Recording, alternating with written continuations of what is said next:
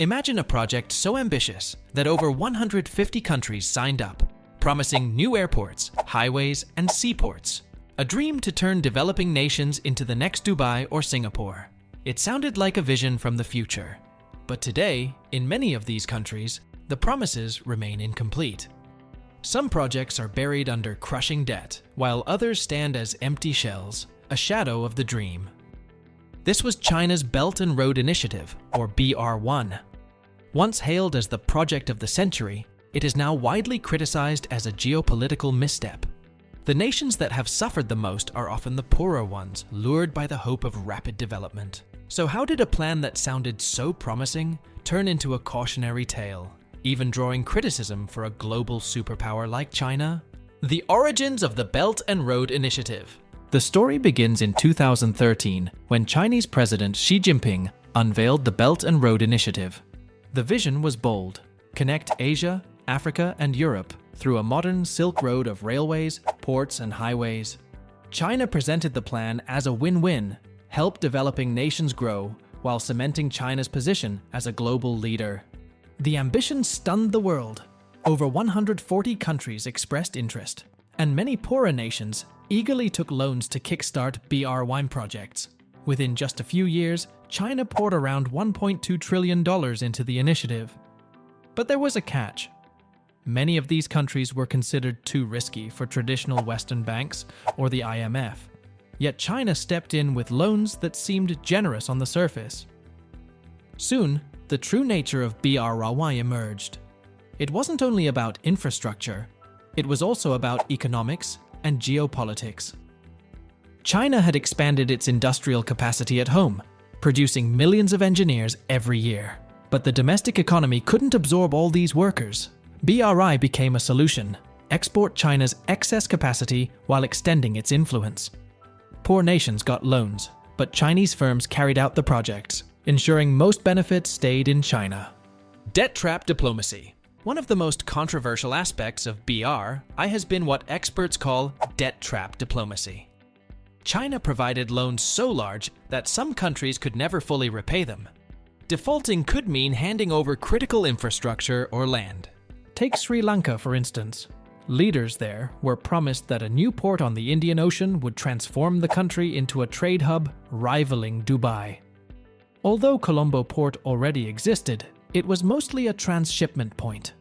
China enticed Sri Lanka with the idea of Hambantota Port, a deep-sea facility on a strategic shipping route between the Malacca Strait and the Suez Canal. Sri Lanka borrowed $3 billion from China, under strict conditions. Only Chinese companies could build the port, and while interest rates were low, failure to repay meant China could take control. The port was completed, but it never thrived. Only a few ships docked each year. Unable to repay the debt, Sri Lanka eventually leased Hambantota Port to a Chinese company for 99 years in 2017, surrendering control and revenue. Sri Lanka's experience is not unique. In Africa, Zambia, a nation heavily reliant on copper exports, fell into a similar trap. Zambian leaders hoped to modernize their economy using Chinese loans, believing the process would be simpler than dealing with the IMF or Western banks. But the consequences of default were severe. By 2020, 43% of Zambia's national debt was owed to China. When the pandemic hit, copper prices dropped sharply, and Zambia defaulted. White elephant projects. Many BRI projects have also been what analysts call white elephants, grandiose structures that are largely impractical. In Montenegro, a $1 billion loan from China in 2014 funded the Bar-Bolgare Highway. Poor planning and high costs meant that only 41 kilometers of road were completed, leaving the country with debt exceeding 80% of its GDP.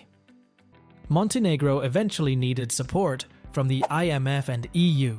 In Sri Lanka, the Matala Rajapaksa International Airport near Hambantota, built with Chinese loans for $200 million, became another notorious example.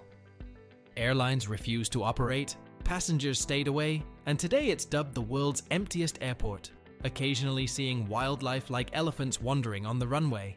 In South America, Ecuador invested $2.6 billion in the Coca-Codo Sinclair Dam to solve an energy crisis. But during construction, Chinese contractors ignored quality standards and bribed officials. The result? Over 17,000 cracks appeared in the dam walls, posing major economic, environmental, and human risks. CPEC and Pakistan. Pakistan's experience with BRY came through the China-Pakistan Economic Corridor, CPEC, valued at $60 billion. Pakistan expected infrastructure, jobs, and electricity, but most projects faced delays or outright failures. Residents of Gwadar protested due to shortages of water and electricity, and promised employment never materialized. Today, Gwadar port is largely under Chinese control, with China collecting 91% of the port's revenue. The global impact. Even some developed nations faced disappointments. Italy, the only G7 country to join BR1, eventually withdrew. While Italy didn't receive loans, it had signed agreements expecting Chinese investment and trade deals.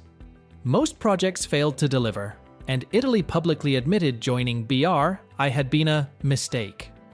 Other countries, including Malaysia, Myanmar, Bangladesh, and Nepal, also cancelled or renegotiated BRY projects. In response, the US and European countries introduced alternatives, such as the Partnership for Global Infrastructure and Investment, PGII, and Europe's Global Gateway Program. These initiatives offer low-interest loans and transparent contracts, aiming to avoid the debt traps that plagued BR1 nations.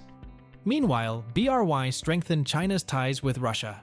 Facing isolation after the Ukraine war, Russia moved closer to China, creating a new geopolitical axis that challenges US influence globally. Why BRI failed? After a decade and trillions of dollars spent, BRY is widely seen as one of the biggest foreign policy failures in modern history. But the reasons are clear. BRI was never just about helping developing nations.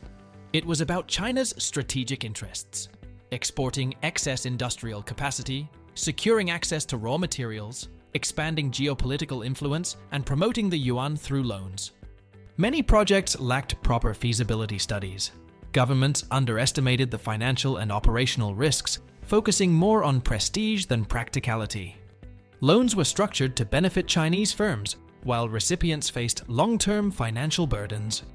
The combination of poor planning, unsustainable debt, and unrealistic promises turned what was meant to be a grand vision into a cautionary tale. As BRI shifts toward its new iteration, the world watches closely. Hope you enjoyed this video. If you liked it, don't forget to leave a comment, share your thoughts, and subscribe for more deep dives into global issues. See you in the next amazing video.